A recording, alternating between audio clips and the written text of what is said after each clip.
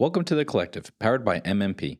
The ideas presented here are intended to assist in developing a strong and profitable business for Amway IBOs affiliated with Markham Mann Productions. For the calendar year 2023, the average income from Amway for all U.S. registered IBOs at the Founders Platinum level and below was $841 before expenses. See www.amway.com/income-disclosure for details and the most up-to-date information. Earnings depend on many factors, including customer base, business experience, effort, dedication, and quality and performance of the downline sales team. Enjoy the following message. So this talk probably is going to sound like you think it's going to sound. You guys know the title? I think it's on your schedule, or no? Okay, it's called The Big Commitment. And I'm going to share my view. I'm going to share my feeling about this topic. And it'll probably be a little different than some people expect, because I think that there is sometimes some assumptions that get made that put us into places that aren't always the most healthy. There are assumptions that are made that everybody's experiencing the business or even this conference the same as everyone else, depending on the way they're looking at it. And the reality is, and I'm sure you've heard me say this, that reality isn't objective. A huge percentage of what you're experiencing in your life is the subjective story you're telling. It's the way you're interpreting things. It's the words you're using privately and publicly. It's the way that you look at things. So for some people, a commitment is a prison. That's how they look at it. To some people, the word commitment is going to make them feel trapped. It's going to make them feel limited. It's going to make them feel like they have a loss of freedom. And they're going to have a negative connotation to what that word means. But every word has different meanings to different people. So the big commitment, you've heard it framed different ways. But the big commitment to me is the time that you make a decision that this is the mountain that you've chosen to climb in your life. That this is the summit that you are going to look to scale, that this is the challenge that you are going to use to sharpen yourself against, to become the most valuable and successful person that you can for yourself. And I think very often people fail to recognize some of these analogies. Anything you want to say in between before I go on my next point? They fail to maybe understand the analogy. If you go to climb a mountain, if you say, hey, I want to climb Mount Everest, most people are going to ask you why. Why do you want to climb Mount Everest? You could die. I mean, it's like really high. It's going to be terrible torture. Like, why would you do that? And the people that ask why someone wants to climb a mountain, it's not their mountain. And there is no answer to give them. So when you choose to scale a mountain like this, I think for me, the big commitment doesn't mean that you are going to sacrifice your life on the altar of success, or greed, or a pin. The big commitment to me doesn't mean that you hide your workaholism behind some type of fake noble cause. I believe that the big commitment means that you decide that this is the thing that I've decided that I want to do with my life. And I may or may not make it to the peak. I may not be the person that scales the mountain because there's a lot of unforeseen things that happen. There might be a storm near the top that prevents you from getting there that's not fair. There might be equipment failure. You might get sick. You might get hurt and just take the wrong step. I can't guarantee anyone's success. No one can. It's an important part of our QAS that you can't tell anyone they can going to guarantee to hit a level. But I think that the most important thing to realize is that if you think you need to hit a level to validate who you are going to be in danger of accomplishing the trophy and missing the prize. Because the prize is who you become in the pursuit of something worthy of your attention. But very often I see people achieve a level, and it could be 3-6, whatever the level is. Let's say Q12. But whatever the level is, you can get the trophy and have the pin And you can sacrifice everything that matters for something that doesn't. So for me, the big commitment means that you say, this is what I want to do for the sake of doing it, not for the sake of a result, not for the money, not for the fame, not for the food backstage. I'm doing this. It's delicious. I'm hungry. You're doing this because you decide this is what I want to do. And what it should do for many of you is it should free you from this unnecessary prison of shame and guilt and failure. Because no one here is failing. You're here. I know a lot of people that have won the game and aren't winning. You have to decide what it is you want your life to look like. I believe the fact that you're here, you're either curious about what this mountain looks like, or you've decided that this is the mountain you want to climb. And I hope after this weekend, for some of you at New, that you've maybe caught a vision for maybe a person you can become, maybe the direction you can go. Maybe you've found hope that maybe you can find the kind of people that you want to build true, lifelong, lasting relationships with. Because I think that relationships and friendships are some of the most valuable thing, if not the most valuable thing on the planet. Maybe you found a place and a vision where you said, man, I feel like I'm accepted here, and this is the thing I want to do.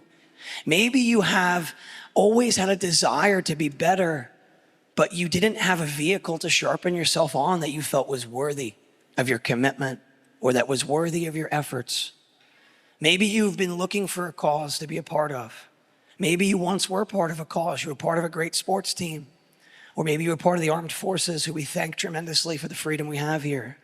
Maybe you were part of a movement or a church or a mosque or some type of idealistic movement. Or maybe you've done something politically that you felt strongly about. And maybe you decided that, you know what? This is the thing I want to build, and this is where I want to go. No one knows what the journey's going to look like. And nobody's journey is the same. But if you decide that you're doing something for the sake of doing it, it no longer matters where you end up. And when you grasp too strongly, and when you need something, and you don't practice non-attachment, that thing puts you in a prison of your own making. And it's not what you need to do. A lot of people are chasing success. I don't think the big commitment is chasing success. Things you chase run away. If you run around the park trying to chase the ducks, which is fun for a little while, in my opinion, and if you haven't done that since you're young, I suggest trying it sometimes, because I think that the most valuable things in life are the small pleasures like that. I think many of us start to, in the sake of efficiency, start to delete all the things that bring joy to your life.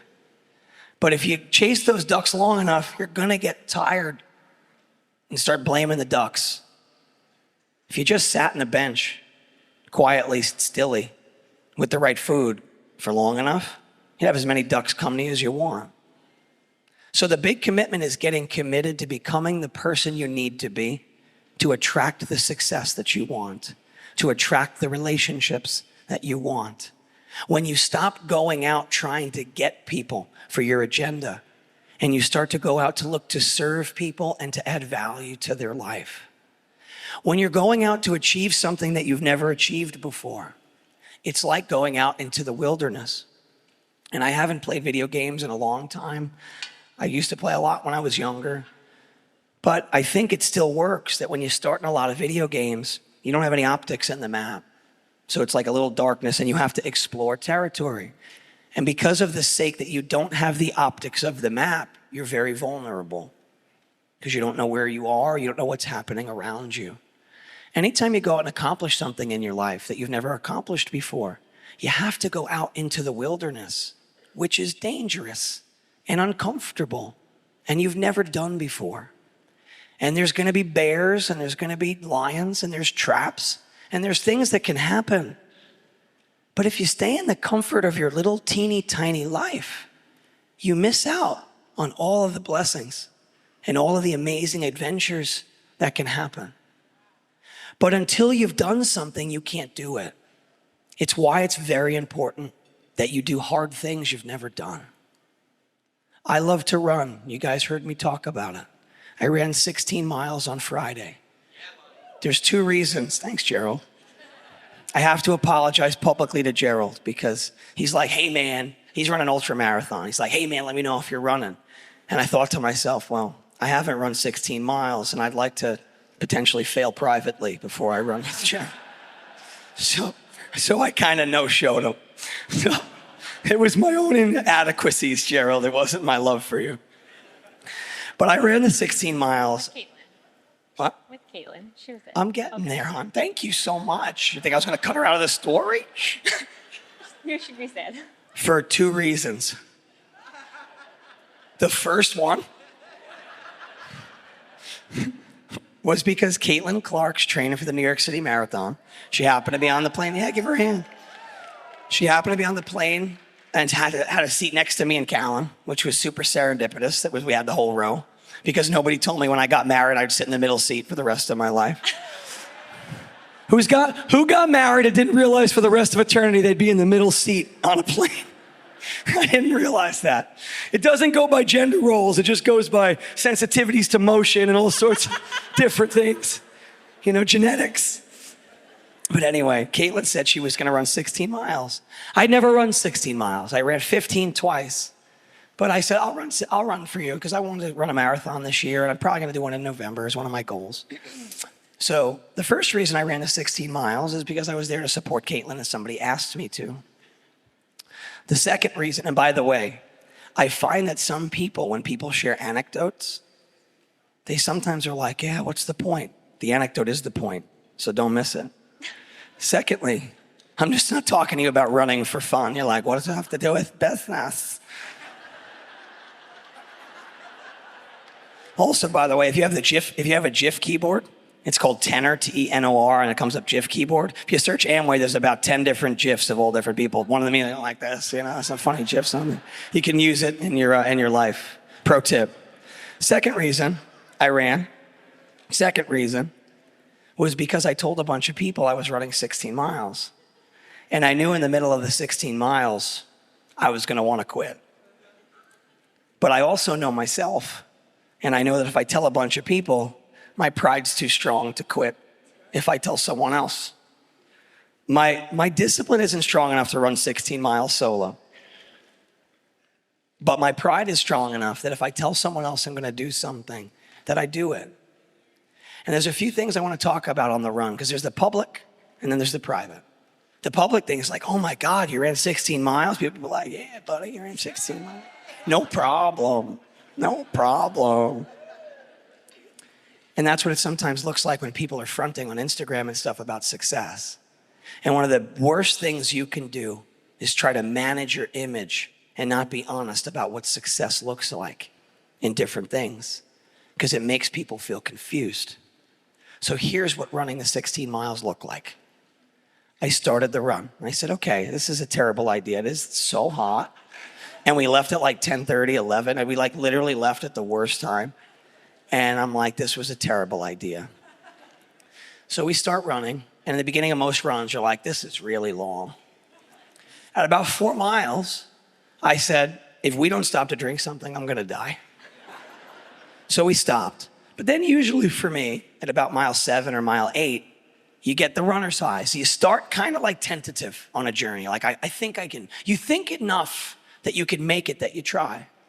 And then you start going and you start maybe thinking to yourself, this was a terrible idea.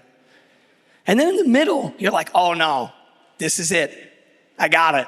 This is gonna be totally fine for the rest of the time. Because it always feels like the season you're in life is forever. And when you act like that, you make bad choices. So when people are down, they expect they're gonna be down forever. And when you're up and things are good, you feel like things are gonna be up forever.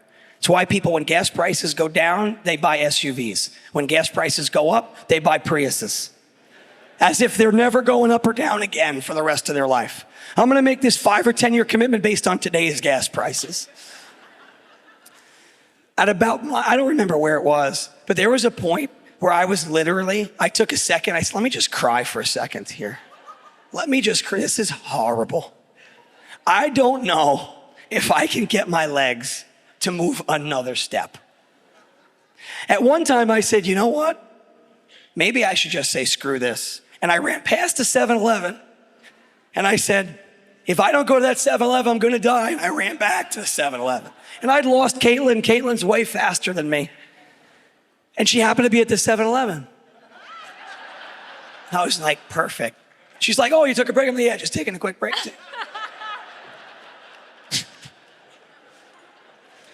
When you start on a journey, you're not equipped enough to complete it. So very often, you just need to have the hope that I'm gonna try. So you don't need to know you're gonna go 3-6. You can't, you haven't if you haven't, or 6-15 or platinum or fill in your blank. But you need to have enough faith that I'm gonna try, and I may or I may not make it, and I am not enough right now. I don't have the resources right now. But what I've found every time in a journey in my life, especially when I commit to something that's hard, is that the things you need show up along the way on the journey. And most people look at things through a too foggy of a lens. And they'll say, well, I don't have the resources to make it. Yes, that's true. But that doesn't mean that they're not going to show up on the way. So people try to use logic to defend their fear of what they're trying to accomplish. Halfway through the run, the reason you feel like that you're going to make it forever is because you get hit with the endorphins. And you're like, now I feel amazing. The key is that you need to know, what are the strategies that you need to complete your journey? For me, the big commitment starts to look like that you make the commitments you need to that's going to pull you along when you're in the darkness of winter and when you feel like you can't take another step. Because no matter how it feels, you can always take one more step. It's why it's important you go and do hard things in your life. Because if you don't explore that map, if you don't expand the territory of what's possible in your life, it's not about the pin. It's about the smallness of the life that you end up living versus the joy and the beauty and the grandness that you can have. But if you think you're trying to be someone or get somewhere, you've invented a prison that's stealing your freedom. I'm gonna tell you a hot take, okay? Hot take. Our fourth leg got a month of qualification last month. Our fourth leg will go platinum this year. We're sponsoring personals. But hear me on this, because sometimes people, I almost broke that monitor. People sometimes take my words out of context. If I never hit another level in this business, I'm enough. My life is amazing. My wife is amazing. I come home and I have a house filled with peace and love. I have amazing children and amazing, healthy children and relationships. I have some of the best friendships in the world that I could ever ask for. From people backstage like Jackie and Louise and Vinny and Dana and Tony and all the different people on the team, to people like Ryan Ferringer and Anthony Spiteri that you don't know, they don't have anybody on their team. Because me and Cal were friends with Jackie when she was on our team, when she had nobody on our team, because we don't have friendships based on someone's success level. We have friendships based on who someone is. So we don't need a diamond pin to validate us. And yes, my goal and my hope is to have one of the biggest Amway businesses of all time. But whether I do or I don't doesn't invalidate my life. And I am not going to lose my peace and things that matter for some illusion that's imaginary in the future. And when you do that for yourself, thanks. When you do that, I hope you're clapping for yourself. Because when you do that, you miss days, weeks, months, and years of your life. I encourage you to use something, a tool I use in my life that's so impactful, from the movie The Butterfly Effect, back in about 2006 with Ashton Kutcher. When you have young kids or you're building a business or you're in a marriage, it's difficult, because I will say that the end of when you think you can't make it is where everything in my life that matters most has come from. In my marriage, in my business, in everything. But when you're in some of those tough times, maybe with your young kids, or you're exhausted, or you're going out and your team quit, or you have a financial challenge, or there's a health or a sickness or a loss, whatever it may be, I encourage you to imagine for a second that you're 30 years in the future and what you would trade to have 1 hour in the life you are right now with those little kids, with that person you're fighting with that might not be in your life anymore, with that situation to have the youth and the health. When the kids are crazy and things are stressed, if you go 30 years in the future, I'd trade a coliseum of people to spend an hour with my little kids one more time. And I think many of you would too. So use the perspective of how much you have in your life, because you can't pour out of an empty cup.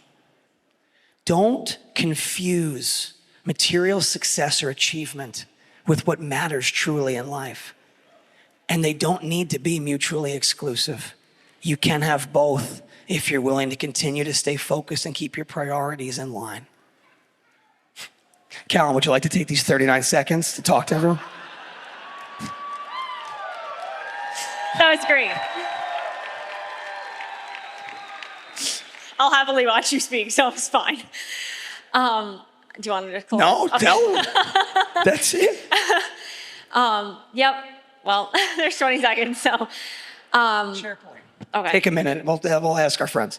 A lot of times these weekends are where people make a big commitment. And I know from my own experience that some people can walk away from this weekend and say it was a life-changing weekend, while other people were so distracted in their own personal things that are going on that they missed all the messages. So I hope with a little bit of the weekend that's left, you can look outside of yourself and really get the messaging and hear the hearts of everybody, no matter what you have going on, no matter if you feel a certain way or there's conversations that you need to have with your upline or your crossline or whatever it is. I just hope, I have been there so many times where I've missed what would have been such an impactful weekend where people walk away and they have like life-changing things to talk about. And I was like, I couldn't tell you anything that happened. So I hope that you're dialed in and you can get the rest of the remaining weekend and really make this a life-changing weekend for you where you can make your own personal big commitment. We believe in you. You have everything it takes. And that doesn't mean that you need to have 20 more people here to be enough. I expect more people than ever to have 20 more people here. But that doesn't define who you are. And if you can come to the point where you love who you are, regardless of what anyone else thinks, when you stop trying to justify to your friends and your family building the Amway business, when you stop having an argument with them about how much money you have or haven't made, nobody argues with you about going to a concert, not because it's entertainment, because you said you wanted to go and you did. When you tell your family you're doing something for money or an achievement, then maybe they're gonna say, well, where's your achievement? But if you're doing it for the sake of doing it, the achievement becomes secondary. I believe that we're gonna have the biggest system that's ever existed in Amway. I believe we're gonna have the healthiest people, the healthiest mentality, and we're gonna make a difference around the world. We love you. God bless you guys, and have a great weekend. This is a copyrighted program of The Collective, powered by Markham Man Productions, affiliated with Marknet Incorporated. Duplication